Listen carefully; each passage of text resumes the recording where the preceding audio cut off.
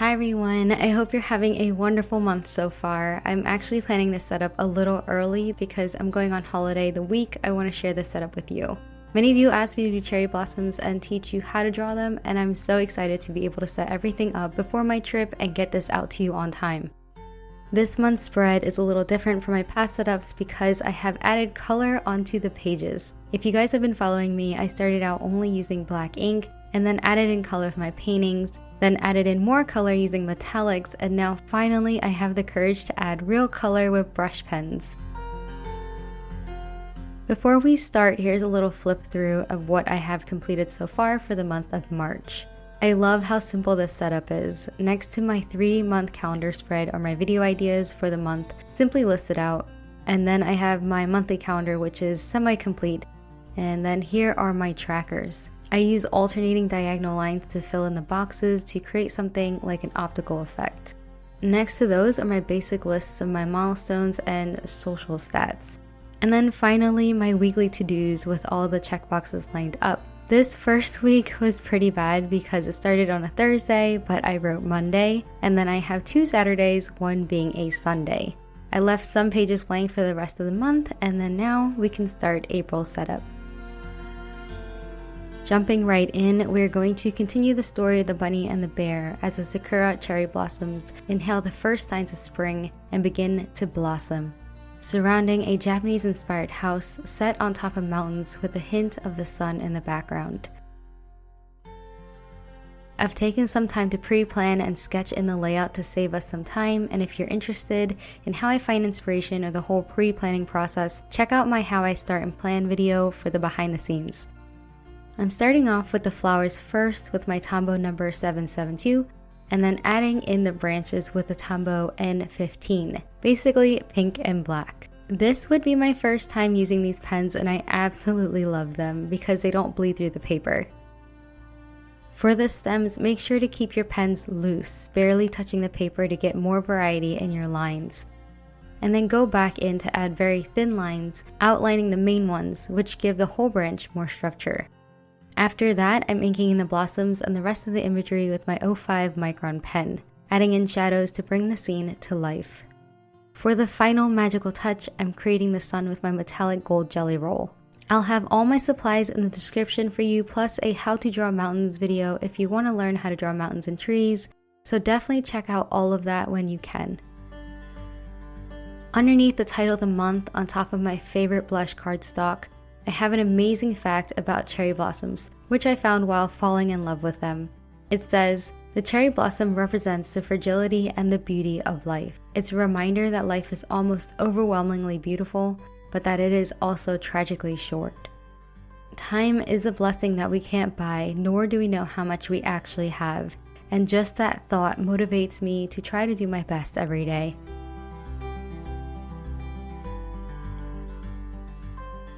On a tangent, here is a mini how-to tutorial for cherry blossoms. First thing you have to remember is that the most recognized flower has 5 petals. So start off with a rough upside down U shape, and then add 4 more of those U shapes in a circle to form something like a star. They don't have to be the exact same shape, so just let the shapes flow. And then for the center, add in a rounded star, which looks like the core of an apple, and then finish off with some spots. You can also change up the U shapes and add a notch to the top for another type of cherry blossom, or you can keep them basic U's for a more cartoon-like flower. For a side view, draw 3 petals and then add in half of the apple star, and then add in the other 2 petals peeping out from the back. Connect that to a branch, and that looks pretty good. The bud or blooming bud is basically 1.5 petals and then the stem. And then I wanted to show you what it'll look like if you quickly connected the petals without really defining them, and it still looks like a flower. So don't worry too much about getting the perfect shape every single time. It'll be okay. With the Tombow, you'll have to put the color down first, otherwise it'll smudge the micron, and then you'll continue the same way as before. In order to put the flowers on a branch, go ahead and draw the flowers in where you want them. One tip here is to look at photographs of cherry blossom branches and mimic the lines and flower placements. You'll then get a sense of how branches flow. Mix it up between the full flower, side view, and bud to make it look a little more dynamic. And then go back in with the black brush pen and draw in your branch. Again, keep the pen loose and then add some thin lines to add details. And then finish off with the 0.5 micron.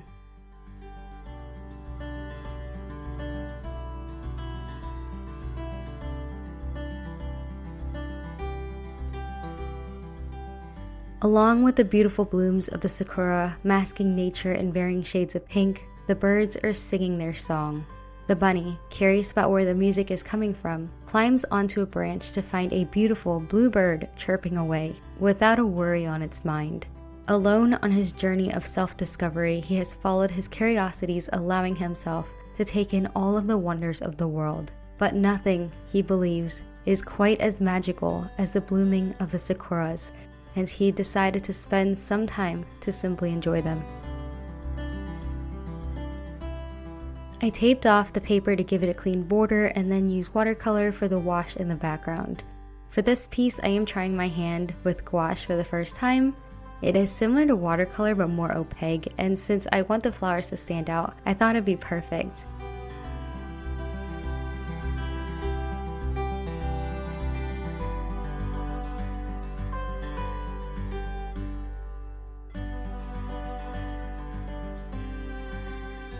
After everything is dry, I went back in with my micron to tie it back into the other ink drawings and then added in some gold with my jelly roll. I wasn't planning on doing this, but the little shine looks perfect.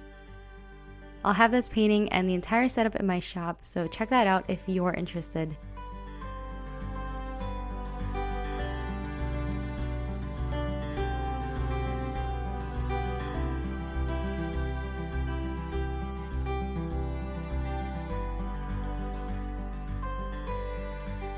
Back to the journal, the painting will go here, and then on the next page I define the mood of the month. This is the month of blossoms, literally and also metaphorically.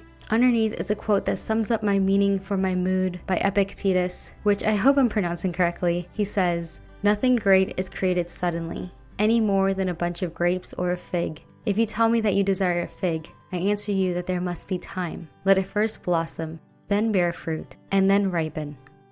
Blossoming is not the end, it's the beginning, and that holds true for us as well. When we find that courage to break out of that shell and emerge, last month will blossom, rise, and this month is dedicated to yet another beginning.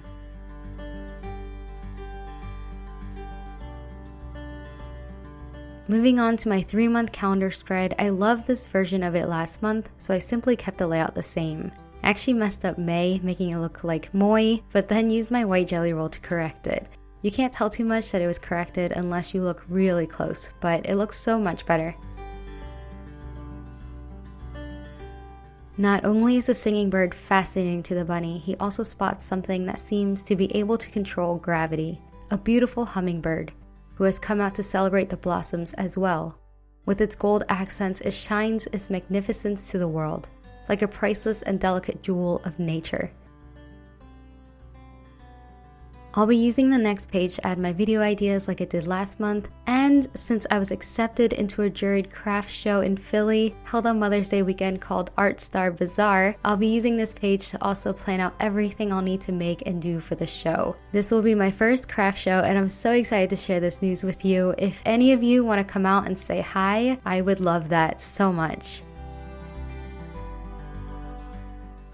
In the midst of this exciting news, I'm also very thankful to have this video sponsored by one of my favorite online resources, Skillshare.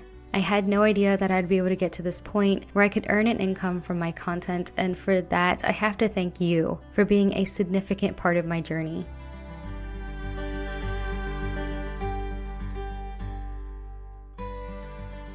I've been using Skillshare to improve my handwriting, learn new watercolor techniques, and also simply as a great source of inspiration because there are more than 19,000 classes on there. There's even classes on bullet journaling and so much more. And it's very easy to use and is organized, covering topics from the very basics to the more detailed levels.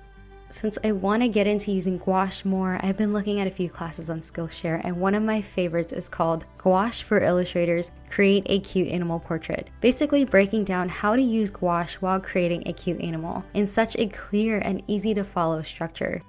And then now, since I'm doing a craft show, I've been learning the basics from experienced artists who have collected tips from years of traveling to different shows, which I can't even explain how grateful I am to have this knowledge at my fingertips.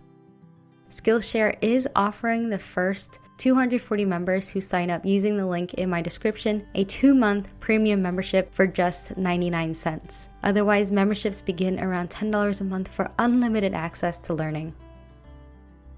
Onto my monthly calendar. It's set up the same way as my past setups, but with cherry blossoms up top, and I started the week on a Monday versus Sunday because I realized that when I write my weeklies, I start on a Monday anyways. This way it's more consistent, and I know some of you normally start your calendars like this and have requested it, so here you go. And to keep things simple, I've added my goals directly onto the page this time. This month, I will continue on my book, make an effort to work out 5 days a week, prep for my show, and I wasn't sure how to illustrate this, and it turned out looking funny, but it's a magnifying glass focused on me. I've been catching myself comparing my journey, my process, my work, myself to others a lot lately, to the point where I feel as if life is unfair and then the negative emotions take over. So for this month, I'm going to be very aware of what I'm thinking and to try to start off my days with a positive confidence quote as a reminder that no one in this world can be compared to me because there's only one me. I just read this quote that is kind of my mantra in the mornings now. It says, "Don't compare your life to others. There's no comparison between the sun and the moon. They shine when it's their time." Moving on to my trackers, I had to remember to create the boxes to match my calendar starting on Mondays. So there are 30 boxes for the 30 days of the month, and as you've seen in my flip through, I just filled them in with alternating diagonal lines. Since I'm very inspired by Japan for this spread, I have fans on top of each tracker with some sort of cherry blossom imagery on it. But they are so small, the flowers ended up looking like spots, but it still works. Next to each box is a single cherry blossom branch to tie it back with the spread.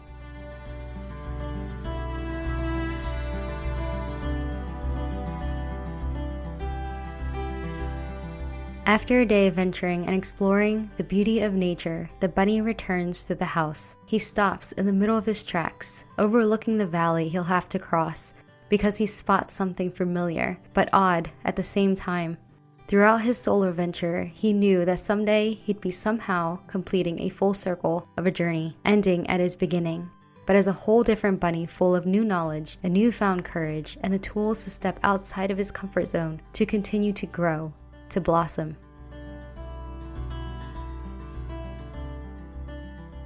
This is a page of my milestones. So here I'll record my stats for my social and anything else I want to celebrate, big or small.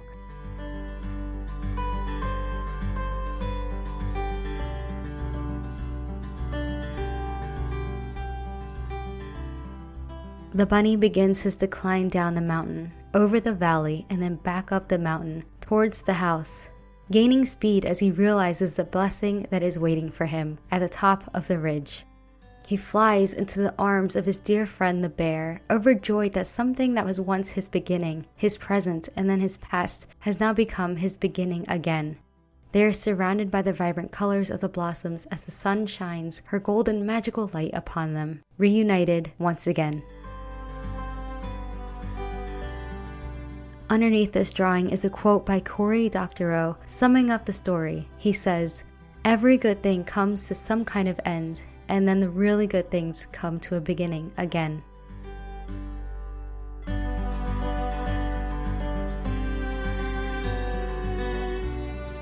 And now here's the final spread. I know this video is a little longer than my normal, but I had so much to share with you, and I hope that you found something to gain from it, even if it's simply a good feeling. I have to admit, and I know this won't be my only one, but the setup has become my new favorite. I didn't just want to create a cherry blossom theme, I really wanted to capture its magic, and I think I did. Let me know in the comment section what you thought or just to say hi. And again, if you want to see my planning behind the scenes or want to learn how to draw mountains and trees and learn a little bit about shadowing, check out the recommended video links in the description.